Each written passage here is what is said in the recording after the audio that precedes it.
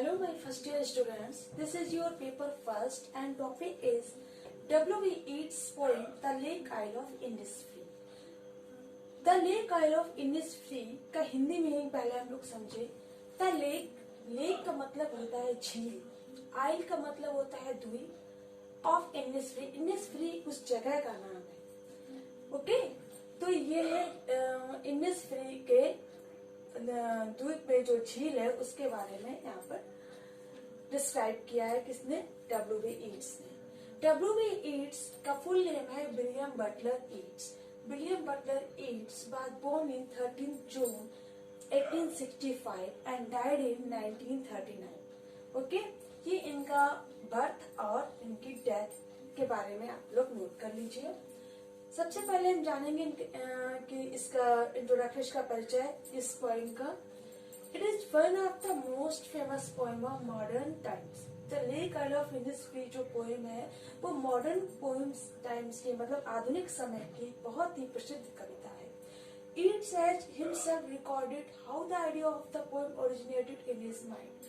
W.B. Yeats ने ये poem लिखने का आइडिया कब लिया, कैसे लिया, ये हम उनके दिमाग में ये विचार कैसे आया कि मैं ये पोएम लिखूं या मैं मतलब इस पोएम को ये नाम दूं the lake isle of Innisfree. Okay, तो एक बार वो a fountain in a London shop recall to the poem. एक लंदन शॉप में वो बैठे हुए थे और वहां पर एक फाउंटेन चल रहा था जिसको देखकर उनको याद आया और उन्होंने नेचर के बारे में उनको मतलब याद आया और उन्होंने सोचा कि मैं नेचर के बारे में उसकी क्वालिटी को उन्होंने सोचा और उसके बारे में उन्होंने पोएम लिखने का सोचा। तो उस फाउंटेन को देखकर उनको झील की याद आई कि द लेक, तो उस झील कहाँ पर होती? द्वीप में। तो द्वीप में वो इनिसफ्री के द्वीप में जाना, उन्हें ऐसा लगा कि इस नॉइजी सिटी में, इस लंदन सिटी में वो बहुत ज्यादा नॉइस है, बहुत ज्यादा शोरगुल है, तो इससे मैं दूर जाऊं और एक शांत जगह बैठूं और नेचर का आनंद लूं। ठीक है, तो उन्होंने एक लंदन शॉप में जब बैठे तो उन्होंने फाउंटेन को देखकर जो है उनको ऐसा लगा कि वो ये पोएम लिखे। The beautiful sight and sounds of his beloved inland of Innisfree। और एक सुंदर सुंदर दृश्य और सुंदर सुंदर ध्वनिया कौन सी? जब वो शांत जगह जाएंगे तो वहां पर किसकी ध्वनिया होगी? कोयल की, है ना। छोटे छोटे झिंगुर होते हैं, मतलब जब हम शांत जगह बैठते हैं तो हमें क्या एक जरा सी भी आवाजें सुनाई देती है। जब हम शोरगुल वाले शहर में होते हैं तो हमें वो आवाजें नहीं सुनाई देती है। तो उनका ये मानना है कि जब वो द्वीप में जाएंगे और शांत प्रिय जगह में जाएंगे और उस नेचर को बहुत अच्छी तरीके से वो उसका आनंद उठाएंगे, तो उनके लिए जो गाने होंगे, जो म्यूजिक होगा, वो कौन सा म्यूजिक होगा? वो कोयल की आवाज होगी, वो छोटे छोटे जो कीड़े होते हैं उनकी आवाजें होंगी जिनको वो सुंदर ध्वनि समझ के सुनेंगे। ठीक है, it is an indirect protest. ये क्या है? ये पोएम क्या है? एक इनडायरेक्ट प्रोटेस्ट, एक रक्षा है against the noisy and vulgar city life. इस सिटी लाइफ को क्या बोल रहा है? वल्गर, बहुत ही ज्यादा भद्दी, और नॉइजी माने शोरगुल के विरुद्ध एक मतलब इनडायरेक्टली वो एक रक्षा है, मतलब शांतिप्रिय जगह में जाना। And an expression of the poet's desire, और एक व्यक्तिकरण है किसका? कवि की इच्छा का, जो वो बचाना चाहते हैं to a spot of the primitive simplicity and idealised beauty.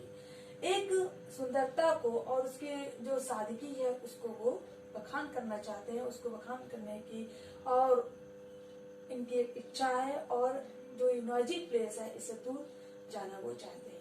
तो इसी के विषय में उन्होंने इस पोएम के लिखा है the lake isle of Innisfree में कि वो कहाँ जाना चाहते हैं। आई विल गो अराइज, वो कह रहे हैं कि मैं उठूंगा, एंड गो और जाऊंगा देयर, कहाँ? The lake isle of Innisfree. ये टेक्स्ट की लाइनें हैं जो मैंने आपको ये बताई है। अब मैं इसका एक हिंदी सारांश मतलब इसका सारांश बता दे रही हूँ थोड़े से शब्दों में। ये आपका ये जो लाइन्स है आपकी, ये इंट्रोडक्शन में काम आएंगे। ये आप पूछ देते थे theme of the poem the lake isle of Innisfree, तो ये आपको काम आएगी। ओके, तो मैं इसका आपको हिंदी मीनिंग बताती हूँ। उससे आपको इसकी पूरी थीम के बारे में पता चलेगा। The poet decides to go to the inland island of Innisfree and settle there forever. जो कवि है वो जाना चाहता है कहाँ पर, आइलैंड द्वीप में, किस कौन से द्वीप में, इनिस्फ्री के, एंड सेटल, और वहां पर सेट हो जाना चाहता है देयर फॉर हमेशा के लिए। He will build a cottage, वो एक वहां पर जब वो जाएगा तो क्या बनाएगा, एक रहने के लिए झोपड़ी बनाएगा, out of clay and twigs, जो किसकी बनी होगी, झाड़ियों की, मिट्टी की। He will grow there 9 rows of beans, तो और वो वहां पर सेम उगाएगा, 9 सेम की क्यारियां उगाएगा। He will also have a bee, और वो एक मधुमक्खी का छत्ता भी लगाएगा, and enjoy the humming sound of the bees, और फिर जब रात होगी तो वो उन हमिंग जो मधुमक्खियां हैं उनकी भिनभिनाने की आवाज उनको सुनाई देगी। All along in the happy and silent place, और वो इसी तरीके से अकेले उस शांत जगह में जाना चाहता है और खुश होना चाहता है। He expects to find peace, for peace is the breath of the air, और वह आशा करता है कि वो उसे शांति मिलेगी, शांति के लिए ही वो उस हवा में सांस लेना चाहता है। He will hear the song of the different birds such as cricket and linnet, और वो सुनेगा, कौन कौन से सॉन्ग सुनेगा, किसके, डिफरेंट बर्ड्स के वो सॉन्ग सुनेगा, सच एज जैसे कि cricket and Lynette. He is going to the island of Innisfree because he hears the call of the island day and night. वह आइलैंड जाना चाहता है इनिस्फ्री की, क्योंकि वह सुनता है the call of the island, वो द्वीप की एक पुकार जैसे ऐसे लगता है दिन रात सुन रहा है, मतलब उसे हर समय दिन और रात ऐसा लगता है कि उसे वहां जाना चाहिए, ऐसा लगता है कि वो जो है वो शांति जो है उसे बुला रही है। और दिन पर दिन वो उस लंदन सिटी की जो लाइफ है उससे वो बहुत ज्यादा ऊब गया है, बोर हो गया है, इसलिए वो उसे ऐसा लगता है कि मुझे वो जगह बुला रही है। He in his imagination hears the lapping sound of water. वह अपनी कल्पना में सुनता है, क्या सुनता है, lapping sound of water, जो पानी के गिरने की आवाज है वो सुनता है।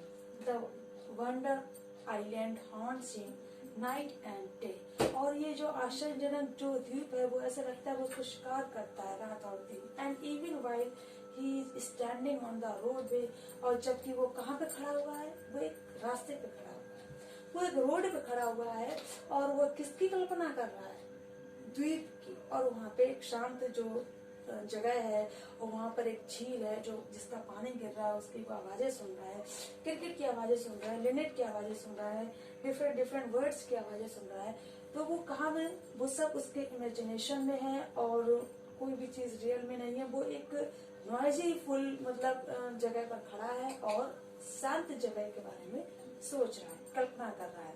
The poet can not resist this call and decides to go. जो कवि है वो बिल्कुल भी अब इसको इग्नोर नहीं कर सकता, और वो इस पुकार को सुन रहा है और वो वहां पर जाने के लिए तय करता है कि अब मुझे वहां जाना चाहिए। तो ये जो इस पोएम में जो भी लाइन्स है, मतलब जो भी आप पढ़ेंगे इसमें जो भी कवि कह रहे मैं जाऊंगा करूंगा, ऐसा कुछ रियल में नहीं हो रहा है। वो सब किसमें वो इमेजिन कर रहा है कि वो इस नॉइजी फुल सिटी को छोड़कर एक कभी इनिस्फ्री के द्वीप में जाएगा। अब मैं आपको इसके टेक्स्ट की लाइनें जो है एक एक करके बताऊंगी, एक लाइन तो आपको उसकी जो मीनिंग है बहुत अच्छे से समझ में आएगी। So this is the text of this poem the lake isle of Innisfree, only 12 lines in this poem. Okay, to start, I will arise and go now and go to Innisfree. Poets wants to say and poets wants to go where, Innisfree, Isle of Innisfree. Okay, तो वो कह रहा है I will arise, मैं उठूंगा, and go now, और अभी जाऊंगा, अभी उठूंगा, अभी जाऊंगा, and go to Innisfree, कहाँ जाऊंगा, Innisfree जाऊंगा, इनिस्फ्री द्वीप में जाऊंगा। And a small cabin built there, और एक छोटा सा कैबिन मतलब झोपड़ी, कॉटेज, एक छोटी सी झोपड़ी बिल्ट देयर वहां बनाऊंगा। ऑफ क्ले, जो किससे बनी होगी, क्ले से, मिट्टी से, एंड मेटल्स में, और झाड़ियों से बनी, क्योंकि वहां पर कोई सीमेंट मॉडर्न तो मिलेगी नहीं। क्या किससे बनाएगा, वो मिट्टी से बनाएगा वहां पर एक कॉटेज अपने लिए। 9 bean rows will I have there. 9 bean मतलब सेम उगाएगा वहां पर, मतलब वहां रहेगा, एक झोपड़ी बनाएगा और वहां पे छोटी सी अपनी क्यारी बनाएगा जहाँ कुछ सब्जियां वगैरह लगाएगा जिससे वो रोज ताजी ताजी सब्जियां खाएगा। तो वो ये जो इमेजिन कर रहा है ये सब चीजें कि वो क्या क्या करेगा, झोपड़ी बनाएगा, किसकी बनाएगा, मिट्टी की, झाड़ियों की, और वहां पर सेम भी उगाएगा। I have there a hive for the honey bee, और वहां पर क्या बनाएगा, एक हनी बी मतलब मधुमक्खियों का छत्ता भी बनाएगा, जिससे कि मधुमक्खियों के छत्ते जो उसका शहद आएगा उसको भी वो उसका आनंद लेगा, और उसके बाद जब रात में उनकी जो आवाजें होंगी उनका भी सुनने में, उनको गाने के रूप में उनको सुनेगा।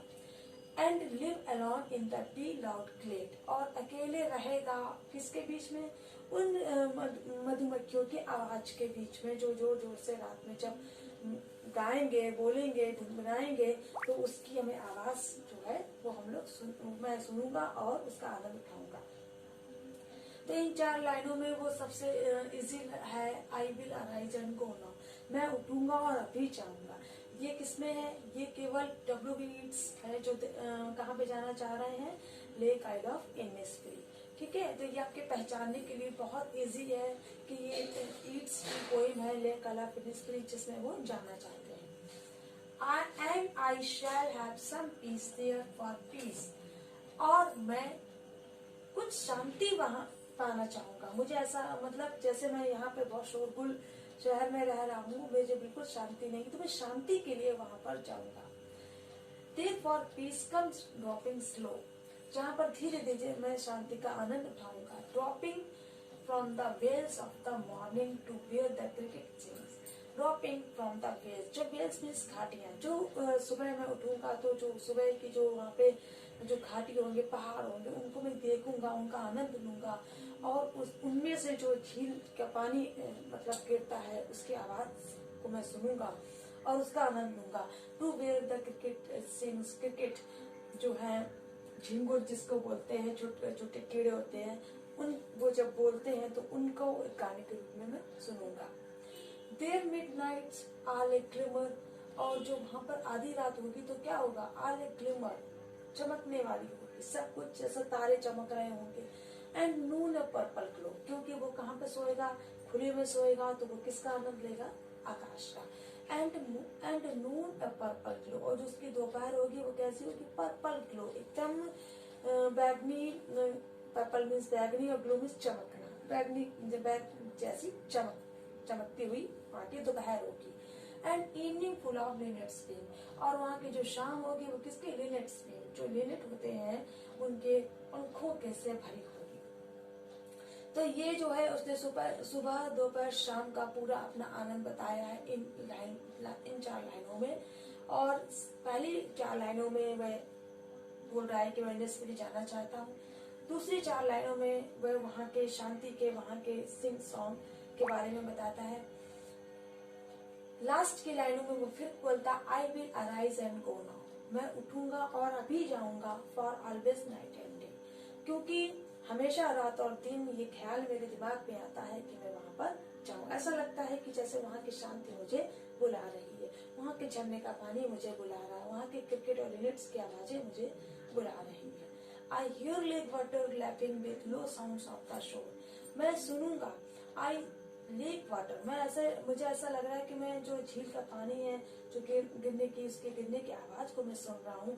With low sounds by the shore, किनारे पर जो धीमे धीमे उसकी आवाज आ रही है उसको मैं सुनता हुआ मुझे महसूस हो रहा है। While I stand on the road पे, ये सब चीजें कब हो रही है, क्या रियल में हो रही है, नहीं, ये सब उसके इमेजिन में है, वो सब इमेजिन कर रहा है। वाइल आई कह रहा है आई, जबकि मैं कहाँ खड़ा हूँ, ऑन द रोड पे, लंदन सिटी के रोड पर खड़ा है वो, बीचों बीच, जिसके चारों तरफ गाड़ियां हैं, गाड़ियों का शोर है, और वो उस शोर में भी इन बातों का मतलब इन बातों को सोच रहा है, और फिर उसने इसी के ऊपर पोएम भी लिखी हुई है। और ऑन द पेवमेंट ग्रीन, बिल्कुल फुटपाथ पर वो खड़ा हुआ है। लास्ट टाइम में कहता I hear it in the deep hearts core, क्योंकि मैं सुन रहा हूँ कहाँ इसे, इन द डीप हार्ट्स, अपने दिल के गहरे एक कोने में मैं इन सब चीज की आवाज सुन रहा हूँ। जब व्यक्ति का कहीं मन नहीं लगता है, चाहे आपको कितनी भी अच्छी जगह कहीं बैठा दिया जाए, आपको वहां पे रहने को दिया जाए, चाहे वो कितना बड़े भी महल हो क्या है, लेकिन अगर आपको वहां नहीं अच्छा लग रहा, वहां के लोग नहीं पसंद है, तो क्या आपका दिमाग कहाँ पर रहेगा? आप जाना चाहते हैं, हमेशा हम आपके दिमाग में वही सब चीजें चलेंगी। ठीक है, तो इसी तरीके से पोर्ट भी लंदन सिटी में इतना बड़ा सिटी है, वहां पर बीच में फुटपाथ के बीच में खड़ा है, रोड पे खड़ा है, और उस शोर वाले माहौल में भी वो इस द्वीप के बारे में सोचता है, वहां पर जाना चाहता है। तो ये ख्याल उसका कब आया? जब वो लंदन शॉप में एक फाउंटेन को देखता होता है, तो और फिर उसके बाद ये अपने इमेजिन करता है कि वो इनिस्फ्री जाएगा, और इस तरीके से वो अपने पोएम को लिखता है। होप सो आप लोगों को ये बहुत इजी पोएम है, समझ में आई होगी। अब आप लोग इसके एक्सप्लेनेशंस वगैरह तैयार करिए, लिखिए कि कैसे मैं इनको मतलब मैं एक्सप्लेन करूंगी। इस टाइप से आप इन लाइनों में क्या पॉइंट बताना चाहता है, इन लाइनों में क्या बताना चाहता है, ये आप एक्सप्लेन करिए और अपनी नोटबुक में लिखिए और तैयार करिए, इसके नोट्स बनाइए।